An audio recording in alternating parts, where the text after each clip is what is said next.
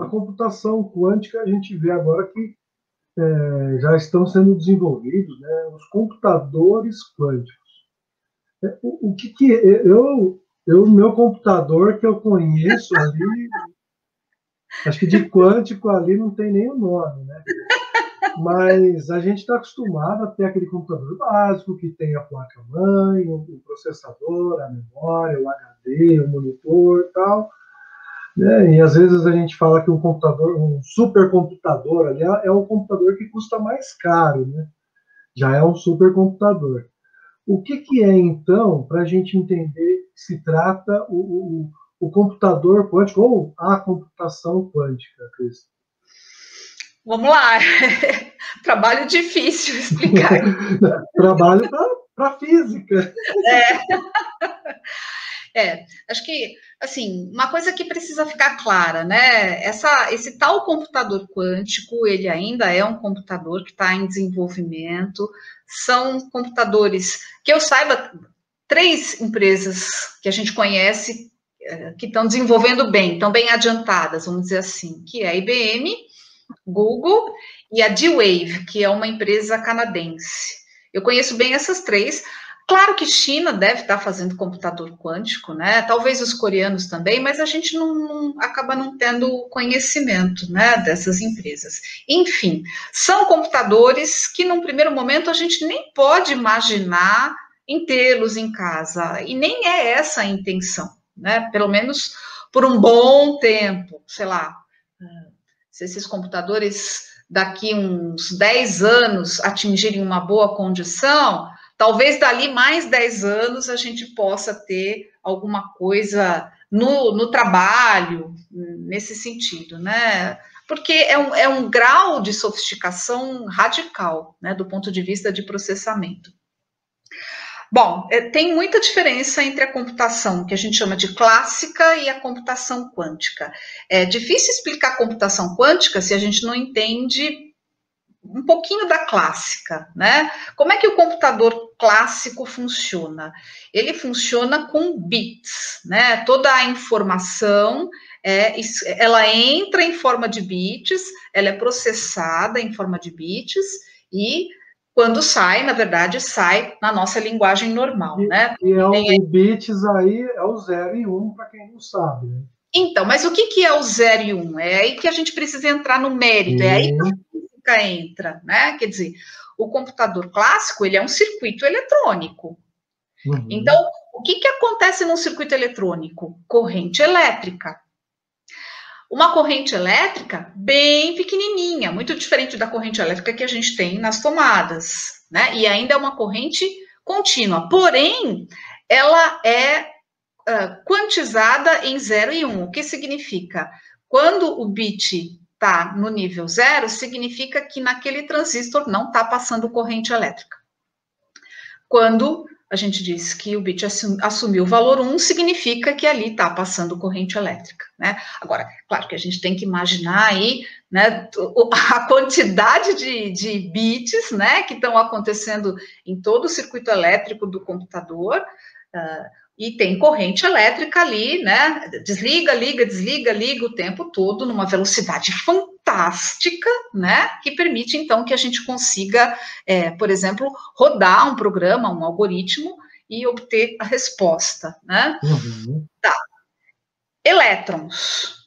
Do ponto de vista da física clássica, os elétrons são partículas, né? Então, uma quantidade de elétrons que se movimenta numa dada direção num fio condutor, corrente elétrica, bit 1.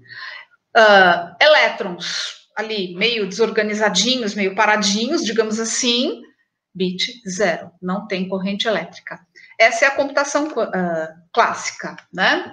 Quando a gente entra no domínio da computação quântica, o elétron está lá também, mas agora ele não tem mais esse comportamento clássico que a gente está muito acostumado, né? De uma partícula que se movimenta no fluxo ou então para de se movimentar. Na física quântica, o elétron tem um comportamento diferente. Ele não pode ser sequer localizado, né? A gente diz assim, olha, Na computação quântica, existe a superposição desse 0 e 1. Existem condições de operação do computador quântico em que 0 e 1 estão superpostos. Eles existem ao mesmo tempo. Isso não adianta você fazer essa cara como quem entende. Não, mas é aí que está a magia, né? É aí que está. É que a gente fala, porque não necessariamente ele pode assumir 0 e pode assumir, sim, outros valores. Então, mas esses outros valores são valores de superposição que a física quântica consegue escrever, consegue equacionar, consegue, digamos, interpretar muito bem e fazer acontecer do ponto de vista experimental, não só teórico. Qual é a vantagem? Qual é a diferença em termos de processamento? Acho que agora que é o que mais interessa para as pessoas, né? Num computador clássico, quando você escreve um algoritmo, o algoritmo tem uma sequência lógica, né? Como se fosse uma espécie de receita de bolo. E você tem que colocar a quantidade certinha e na ordem certa. Dependendo do tipo de bolo que você quer fazer, você não pode mudar a ordem, né, das substâncias que você está lá misturando. Enfim, esse algoritmo, ele tem que ser seguido, né, um passo atrás do outro. O resultado é, digamos, uma resposta a um problema. O computador clássico faz isso muito bem, né, e rápido, ele está dando conta do recado, mas dá para ser melhor. Por quê? Porque na computação quântica, olha que louco, agora a receita de bolo pode ser feita de várias maneiras diferentes. Você não é mais obrigado a seguir a sequência. Se agora não tem só 0 e 1, agora tem qubits, né, que a gente fala, os bits de computação quântica, então existem diferentes possibilidades de você estabelecer a ordem com que as regrinhas do algoritmo vão entrar. Isso significa que existem muito mais respostas possíveis para um único problema. Porque, ao mesmo tempo, o computador está rodando essa sequência de maneiras diferentes. Isso é sensacional. E aí onde tem o ganho da velocidade, né? E de possibilidades de resultados, que eu tenho a impressão que me parece ser o graal dessa computação quântica. Não é nem só a questão da velocidade, mas a questão é quantas mais respostas diferentes você pode obter para o mesmo problema. Coisa que a computação atual não consegue. Né? Você tem uma resposta de cada vez, rapidamente, mas tem uma de cada vez. A gente fala, né? Eu não sei se até lá eu vou conseguir esperar tanto tempo assim, mas eu ficaria doido de ter um computador desse em casa. O Evandro colocou aqui, ó, tem que trocar esse computador logo e tal. Porque eu imagino, poxa, com os computadores hoje, né, a própria IBM, lá há muito tempo atrás começou um projeto com o Watson, né, já tendo a diferenciação do que já existia na época. Hoje, a própria IBM ela tem servidores ali, computadores, nossa, com uma capacidade, uma potência assim que já não é o comum do dia a dia mesmo. Nem todas as empresas, mesmo uma empresa grande, mesmo às vezes não tem, por exemplo, o computador mais recente da IBM, ali, de servidor e tudo mais. Imagina ainda mais ter um computador quântico, por exemplo, que a gente falou, disponível numa empresa, numa indústria, num laboratório, num centro de pesquisa, né?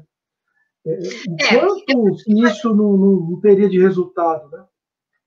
Acho que vai ser um pouquinho parecido com o que foi mesmo a entrada do computador nas nossas casas, né? Então, lá na década de 50 do século passado, os computadores eram trambolhos e estavam nas universidades e nos setores militares, né, dos governos, né? E aos poucos essa tecnologia foi se ajustando, foi melhorando, até que se chegou no compact, né? Quer dizer, na verdade, o que a gente usa é um computador compacto, né? E eu tenho a impressão que a tendência é a gente ter uma evolução também desses computadores quânticos, talvez um misto, né, do que a gente chama de clássico e quântico, enfim, dá para pensar muitas possibilidades aí, mas neste momento, nessa fase que a gente está, por exemplo, eu dei uma pesquisada antes de conversar com você, parece que hoje o máximo que esses computadores têm são 50 qubits, é muito pouco ainda.